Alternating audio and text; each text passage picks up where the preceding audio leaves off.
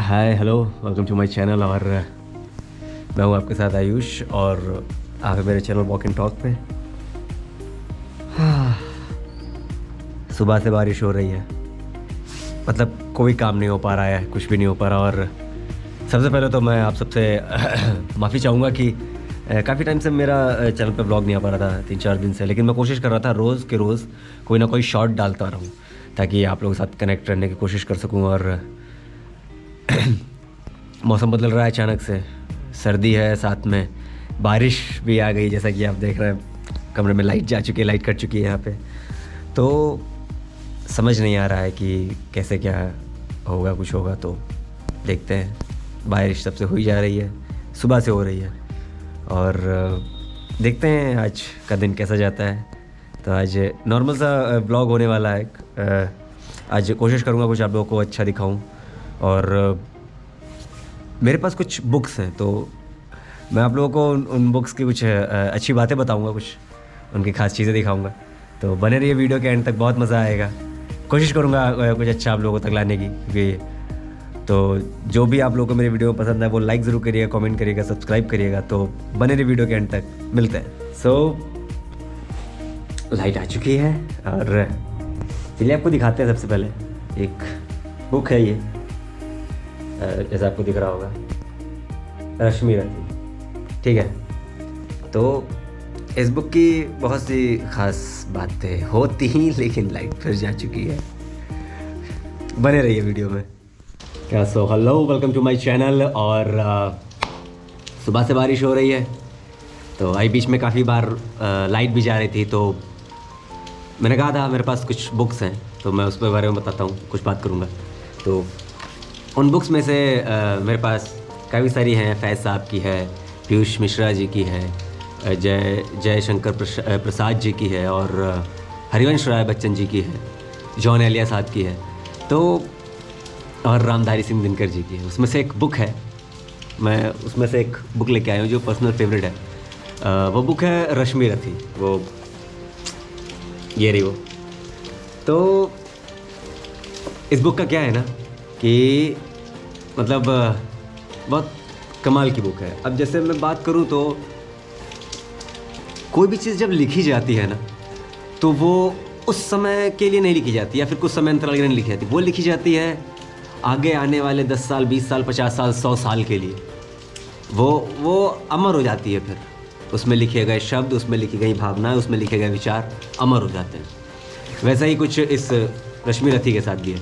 तो ये बुक कहूँ तो 1952 में पब्लिश करी गई थी, और 1952 से आप जोड़ लीजिए 2023 चल रहा है, तो लगभग 71 साल हो गए।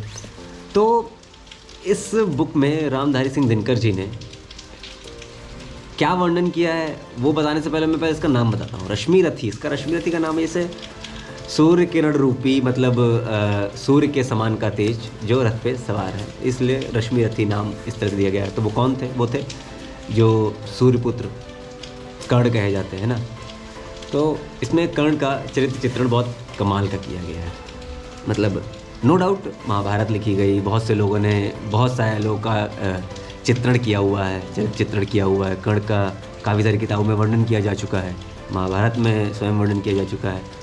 और लेकिन कहते हैं ना कि हर एक चीज़ का एक समय समय अंतराल में विश्लेषण होता रहा है। जैसे अगर हम बात करें अपने समय समाज की, तो हम लोग आज हैं, तो हमारे आने वाली जो पीढ़ी होगी, आज से आने वाले 20 साल 30 साल बाद, वो हम सब लोगों का विश्लेषण करेंगे कि हम लोग कैसे थे, हम लोग कैसे शब्दों का इस्तेमाल करते थे, हम लोग क्या उस वक्त करते थे, कैसे होता था। तो वही उसी चीज़ को कहीं ना कहीं रामधारी सिंह दिनकर जी ने उस समय को लेके उन्होंने विश्लेषण किया है। तो विश्लेषण में उन्होंने क्या कुछ पाया, तो मैं पढ़ता हूँ इसकी कुछ चीज़ें, तो आपको बताता हूँ। इसमें सबसे पहले बता दूँ, इसमें 7 सर्ग है, मतलब उन्होंने 7 भागों में पूरी महाभारत को बताया है। और पूरी महाभारत को बताने के साथ कर्ण के नज़रिए से, जैसे हम कोई फिल्म देखते हैं ना, कि किसी फिल्म में सिर्फ एक हीरो होता है, उस हीरो के इर्द गिर्द पूरी कहानी नाच रही होती है, ठीक है ना। लेकिन उसी में ही उसका दोस्त भी होता है, उसी में विलन भी होता है, उसी में हीरोइन भी होती है, उसी में उसका बाप भी होता है, उसी में कोई थर्ड पर्सन भी होता है, उसी में कोई भी। तो अगर हम उनके एंगल से मूवी बनाएंगे ना, जैसे आप देखते होंगे एवेंजर्स, है ना।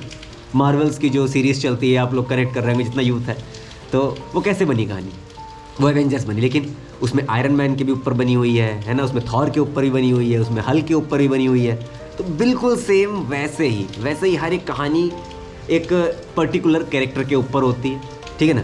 और उसमें जो बाकी कैरेक्टर होते हैं उनकी भी कहीं ना कहीं कहानी पैरेलली चल रही होती है। तो चलिए उसी में मैं बताता हूँ। जैसे अगर इसमें मैं बुक में कहूँ देखूँ तो इसमें काफ़ी कुछ लिखा हुआ है, लेकिन मैं अगर कहूँ मेरा जो पर्सनली जो मुझे बहुत पसंद है वो है तृतीय सर्ग।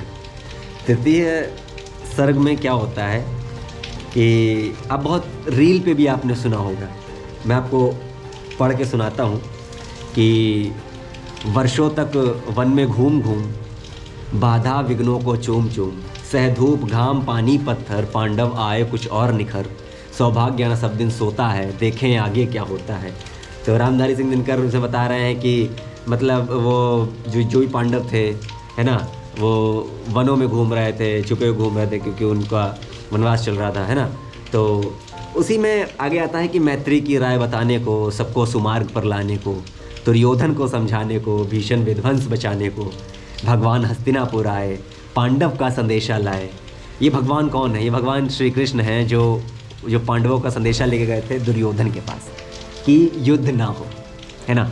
तो उसमें क्या कहते हैं जाके कि उसमें कह रहे हैं कि दो न्याय अगर तो आधा दो, पर इसमें भी यदि बाधा हो तो दे दो केवल 5 ग्राम, रखो अपनी धरती तमाम, हम वहीं खुशी से खाएंगे, परिजन पर असी ना उठाएंगे। इसमें कह रहे हैं कि अगर न्याय देना है तो आधा दे दो, है ना, बराबर कर दो। इसमें भी अगर परेशानी हो रही हो तो हमें सिर्फ 5 गांव दे दो, हम 5 गांव खुशी से रह लेंगे, है ना। तो वैसे आप लोगों ने जितने लोगों ने महाभारत देखी तो आप रिलेट कर पाएंगे, जब आप ये बुक पढ़ेंगे आपको बहुत मज़ा आएगा। इसमें आगे मैं अब उस पैराग्राफ की तरफ बढ़ रहा हूँ जो बहुत ही रील, इंस्टाग्राम और शॉर्ट में बहुत वायरल है कि दुर्योधन वह भी दे ना सका, आशीष समाज की ले ना सका, उल्टे हरि को बांधने चला, जो था असाध्य साधने चला। जब नाश मनुष्य पर छाता है, पहले विवेक मर जाता है।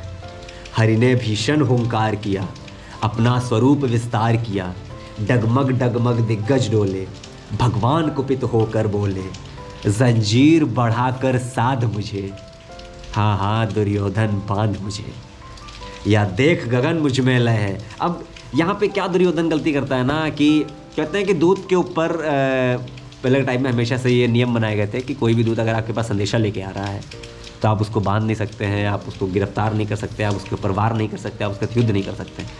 अब स्वयं दूत जो श्री कृष्ण जी थे, जिनके सृजन से पूरी धरती बनी है, जिनके इशारों पे धरती चल रही है, तो दुर्योधन इतना मूर्ख हो जाता है। इसी में वो लाइन लिखी हुई है कि जब नाश मनुष्य पर छाता है, पहले विवेक मर जाता है। तो बस वही काम कर देता है, श्री कृष्ण को बांधने चलता है ना, सोचता है उनको बंदी बना लिया जाए। तो ये जो पर्टिकुलर लाइन है ना, मैंने कहा ना कि ये जो भी कुछ भी लिखा जाता है हमारी किताबों में, वो उस समय के लिए नहीं लिखा जाता, वो लिखा जाता है आने वाले समय के लिए। हम लोग आज ये पढ़ रहे हैं तो हमें इसे सीखना चाहिए। इसमें लिखा है कि जब किसी के ऊपर बुरा समय आता है ना, तो सबसे पहले उसका विवेक, मतलब उसकी बुद्धि भ्रष्ट हो जाती है। जैसा हम कहते हैं, जैसे हमारे पुराने बूढ़े बुजुर्ग भी कहा करते थे कि विनाश काले विपरीत बुद्धि, तो वही हो रहा है इसमें कि जब नाश मनुष्य पर छाता है, पहले विवेक मर जाता है।